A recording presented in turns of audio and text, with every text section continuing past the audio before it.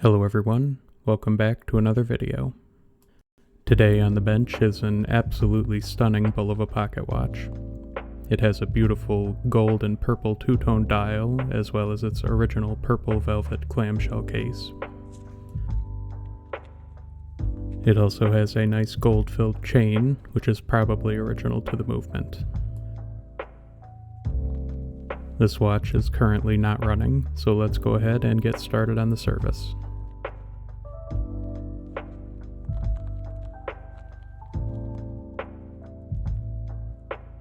Let's see where the problem is. Right away, I see there's a problem with the balance. This is likely a broken pivot, which means the whole jewel has a high likelihood of being broken as well.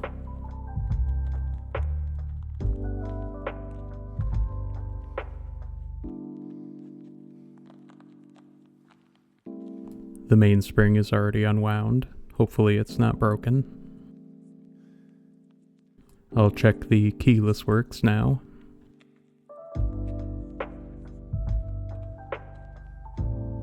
Everything seems to be working as intended there.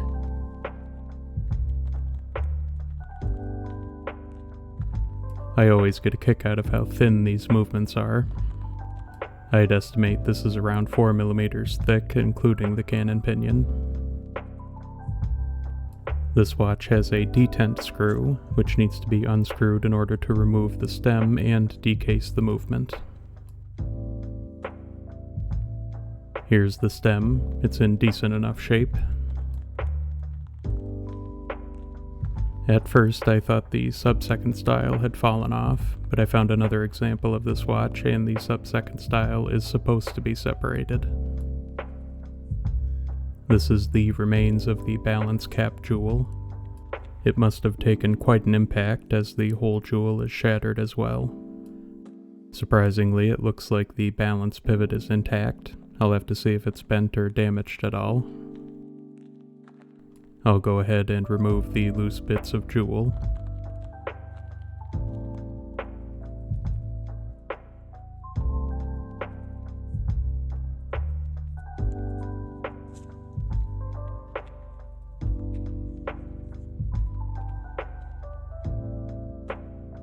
Now I'll remove the hour wheel.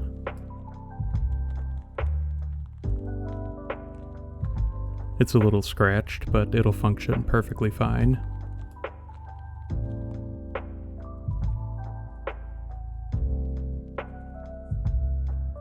The canon pinion is loose, probably from the impact. It looks fine otherwise. I'll unscrew this retaining plate now.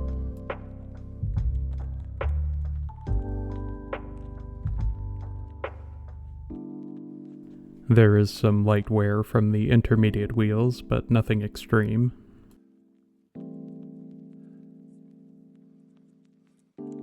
Both the minute and intermediate wheels look fine.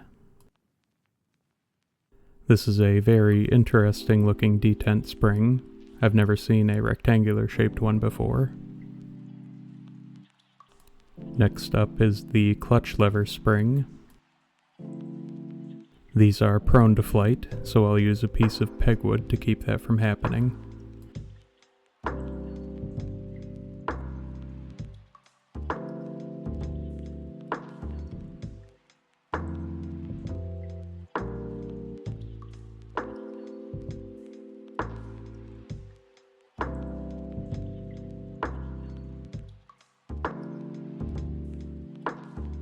You probably noticed this white sheen on some of the parts. This is from moisture entering the movement and mixing with the lubricants and displacing them. If this was left as it is for a bit longer, these spots would have turned into corrosion or rust, depending on where they were. Now I'll remove the winding and sliding pinions to finish off the dial side disassembly.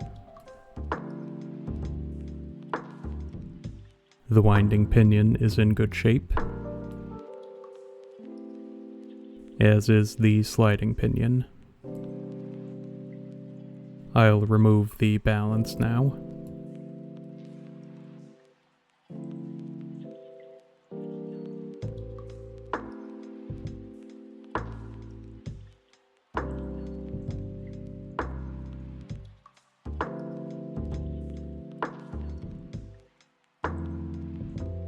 This is hard to believe, but the balance pivots look completely fine.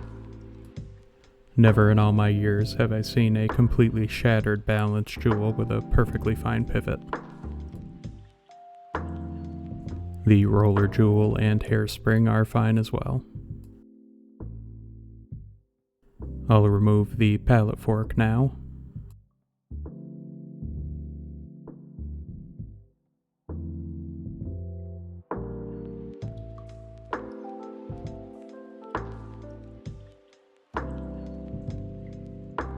It's in good shape. Next is the ratchet wheel.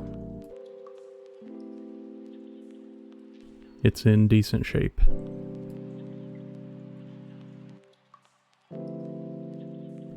The arbor hole is great, not worn at all.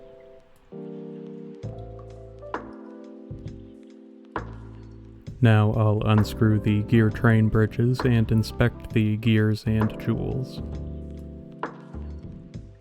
The escape wheel looks great. The second wheel is in good condition,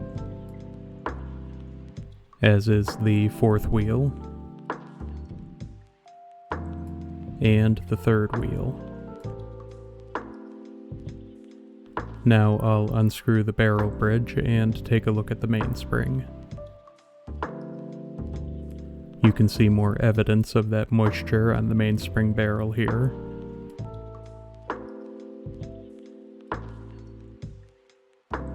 The mainspring looks good, so I won't replace it. And that's the watch fully disassembled. I'll be back once everything's cleaned, repaired, and ready to go. And here's the movement, cleaned and running well. Unfortunately, some of that moisture damage on the bridge plates is permanent. It's really only noticeable from this angle, so it's not a huge deal, but it's still a bit of a bummer. Here are the positions.